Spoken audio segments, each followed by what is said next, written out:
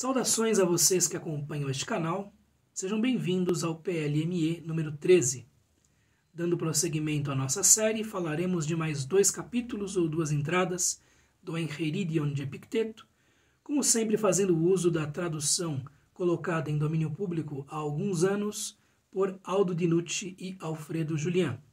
Se tudo der certo, se eu não for novamente sabotado pelo YouTube Studio, colocarei aqui embaixo na área de descrição a transcrição do trecho a ser lido com alguns outros links úteis.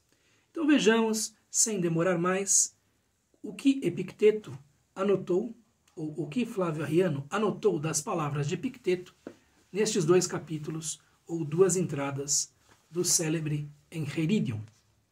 Manual de Epicteto 16.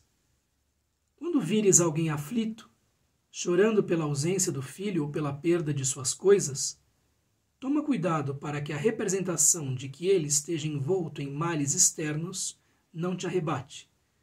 Mas tem prontamente à mão que não é o acontecimento que o oprime, pois este não oprime outro, mas sim a opinião sobre o acontecimento. No entanto, não hesites em solidarizar-te com ele e com tuas palavras, e caso caiba, em lamentar-te junto. Mas toma cuidado para também não gemeres por dentro. 17. Lembra que és um ator de uma peça teatral, tal como o quer o autor da peça. Se ele a quiser breve, breve será. Se ele a quiser longa, longa será. Se ele quiser que interpretes o papel de mendigo, é para que interpretes esse papel com talento. E da mesma forma, se ele quiser que interpretes o papel de coxo, de magistrado, de homem comum. Pois isto é teu, interpretar belamente o papel que te é dado, mas escolhê-lo cabe a 8. Mais 2 passagens do Manual de Epicteto, com um caráter bastante prático. Na primeira nós temos uma recomendação que é dada àquele que pretende seguir na filosofia estoica acerca do modo como lidar com pessoas em dificuldade, acerca da maneira como se solidarizar com essas pessoas. E na passagem seguinte, em 17, temos uma consideração mais geral a respeito do que seja a vida. Nós temos mais uma metáfora ou mais um símile interessante, no qual Epicteto, ou pela qual Epicteto acaba explicando, ilustrando melhor aquilo que os seus princípios queriam dizer. Vejamos, ponto a ponto, estes 2 capítulos. 16. Quando vires alguém aflito, chorando pela ausência do filho ou pela perda de suas coisas, toma cuidado para que a representação de que ele esteja envolto em males externos não te arrebate. Então, se por um acaso você avistar pessoas em sofrimento, pessoas que se lamentam, que se queixam, seja por motivos considerados mais graves ou menos graves, há, do ponto de vista da ética estoica, algum tipo de auxílio que pode ser dado a essa pessoa. Há um tipo de dever, por assim dizer, de se socorrer a essa pessoa, a depender aí das circunstâncias e a depender do grau de proximidade que se tem com essa pessoa. Enfim, é evidente que é necessário ver caso a caso. Mas o que Epicteto diz é que esta pessoa que sofre, seja com a perda de um filho, com saudades de um parente, com a perda das suas coisas, seja com, enfim, a perda do emprego, seja com o sofrimento que for, está reagindo não exatamente à coisa em si, ao acontecimento próprio, e sim à opinião ou à representação que esta pessoa se faz, ou faz para si, desse acontecimento. Como Epicteto já disse lá na entrada de número 5, as coisas não inquietam os homens, mas as opiniões sobre as coisas. E este princípio deve ser aplicado também quando estivermos diante de pessoas sofrendo, de pessoas inquietas, de pessoas perturbadas, aflitas. Estas pessoas não estão se afligindo, não estão sofrendo por considerar a natureza das coisas, e sim por uma opinião, uma representação, uma explicação interior, uma percepção interna daquilo que aconteceu. Agora, é evidente que dizer isso para alguém que está em sofrimento não adianta muita coisa, a não ser que se trate de uma pessoa versada em Epicteto ou versada em algum tipo de, enfim, de filosofia ou de escola de sabedoria, porque, em geral, nós não temos essa percepção, né? Então, a pessoa que está sofrendo pela perda de algo ou de alguém pode talvez ser consolada, mas, de acordo com Epicteto, se você tiver em mente a sabedoria que prometem os estoicos, você deve ver que esta pessoa está sofrendo por conta da opinião ou da representação que tem das coisas em si. E tem prontamente à mão, porque isso nem sempre é fácil, né? Ter a presença de espírito diante dessas situações não é fácil. Tem prontamente à mão que não é o acontecimento que oprime essa pessoa, pois este acontecimento não oprime outra pessoa. Este é um argumento que muitos estoicos usam para provar o seu ponto a respeito das representações serem aquilo que perturba os indivíduos e não os fatos em si. Porque se assim fosse, se os fatos perturbassem os indivíduos, garantem os estoicos, os indivíduos todos teriam a mesma reação ou mais ou menos a mesma reação. No entanto, como suas vidas interiores são diversas, as reações ao mesmo fato também divergem. Algumas pessoas, diante do luto, parecem ter mais coragem do que outras. Algumas pessoas, diante da alegria, parecem ter um poder de fruição maior do que outras, e por assim vai. Então, não reagir da mesma maneira, para os estoicos, é uma espécie de prova de que esta noção, né, de que a representação que perturba, que inquieta os seres humanos está correta. Mas sim a opinião sobre o acontecimento. Opinião aqui é dogma, tá certo? Que é uma palavra com uma fortuna crítica, com uma fortuna histórica riquíssima. Né? Algumas outras traduções colocam julgamento, preferem aqui esta palavra. Então é o julgamento ou a opinião que formamos a respeito das coisas, aquilo que nos oprime, aquilo que é capaz de nos inquietar. No entanto, não hesites em solidarizar-te com esta pessoa, com ele, com tuas palavras. Então use suas palavras para consolar essa pessoa, para dar apoio, né, para, enfim, tentar tirar a pessoa desse torpor, dessa situação difícil ou desse sofrimento. Né? E caso caiba em lamentar-te junto, e mesmo algum nível de lamentação em conjunto pode ser cabível, pode ser recomendável, a depender das circunstâncias. Né? Mas toma cuidado para também não gemeres por dentro. E aqui está, digamos assim, o pulo do gato para Epicteto. Se você acabar se deparando com alguém que sofre, você pode sim oferecer a essa pessoa consolações, palavras de amizade, de conforto, pode ajudar essa pessoa a retirar-se do pior do sofrimento, né? Porque as palavras acabam tendo poder, especialmente nessas situações.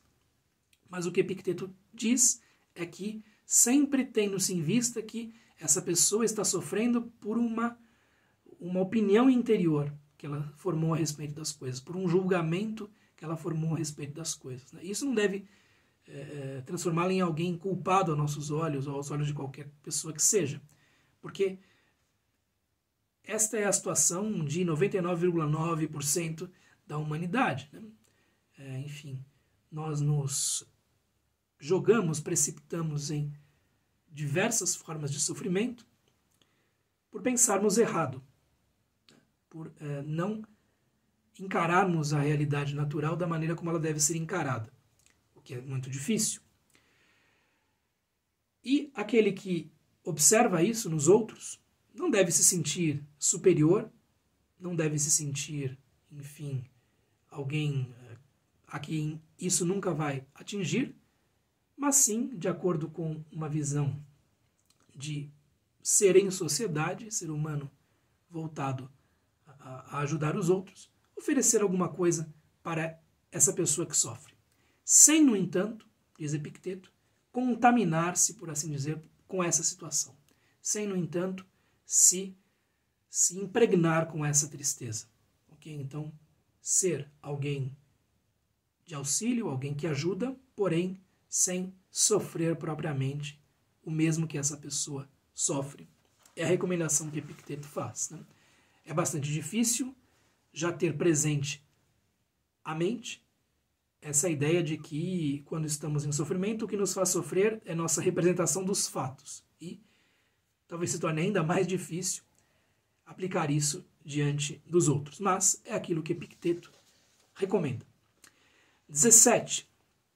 Lembra que és um ator de uma peça teatral tal como o quer o autor da peça. Aqui é interessante o símile, mais uma metáfora aí, que fala da vida como um todo, desta vez da vida em seus aspectos sociais. Né? Então você é como um ator que está representando um papel ou uma série de papéis ao longo de uma peça de teatro. E existe um autor dessa peça, que para Epicteto é a divindade, é Deus, ou, se quiserem, é o destino, ou o encadeamento de causas e consequências, um princípio racional que a tudo governa, que está no centro da totalidade ordenada, no centro do cosmos. Nós podemos, por uma questão de, enfim, entendimento didático, dizer que há uma vontade operando aí. Né? Difícil ter confirmação disso. Né? Mas quem é que faz, né, a peça? Quem é que coloca o palco? Quem é que coloca os cenários? Quem é que coloca as grandes linhas das histórias, né, das narrativas? Não somos nós propriamente. Então, o que cabe ao ser humano, de acordo com este símile de Epicteto, é saber-se um ator ou uma atriz de uma peça que vai encenar essa peça de acordo com certas linhas que não são dadas pelos atores e atrizes e que vai encarnar certos papéis. Se o autor da peça, estas forças que nos escapam, quiser que a peça seja breve, ou quiser que o nosso papel na peça seja breve, breve será, ou breves serão. Se esse autor, se esse princípio racional que a tudo governa, ou se Deus, ou se o destino, deem o nome que quiserem, quiser que a peça seja longa, quiser que os papéis sejam longos, longos serão, longa será a peça. Se ele quiser que interpretes tu, porque tu também tens a ver com isso, dirá Epicteto, o papel de mendigo, talvez é isso que caiba para você, ser um mendigo. É para que interpretes esse papel com um talento de maneira a mais excelente possível. Talvez seja isso que caiba a você. Talvez seja um papel bastante modesto. Talvez seja um papel visto como desprezível. Mas será desprezível apenas aquele que, de acordo com a visão dos estoicos, praticar atos vis. Se o mendigo se rege por uma espécie de ética, pela justiça, não faz nada de errado, sua vida, apesar das dificuldades materiais, está justificada como uma vida que vale a pena. Ok? Mesmo um mendigo pode ter uma vida razoavelmente boa, no entender dos estoicos. E se for isso que cabe a você, não lhe cabe escolher propriamente. Né?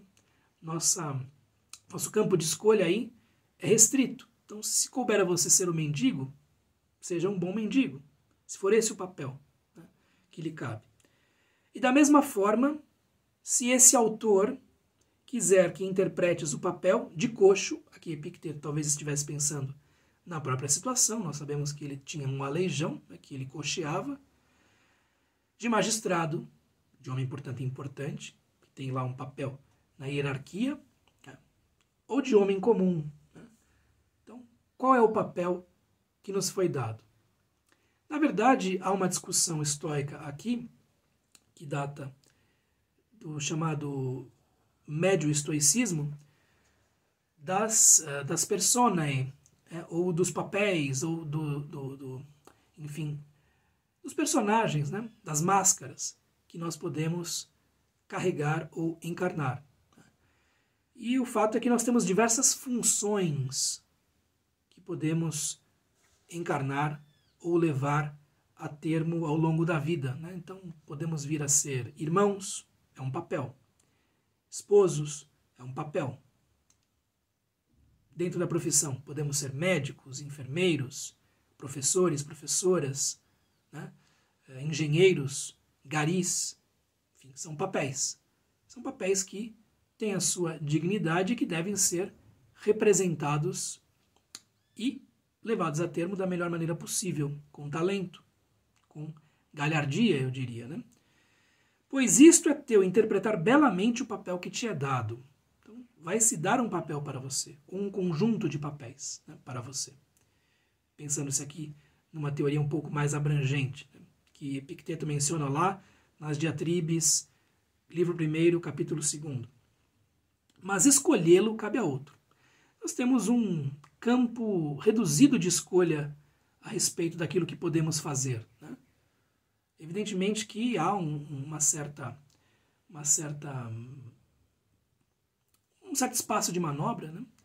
Mas há coisas que não nos são dadas totalmente, né?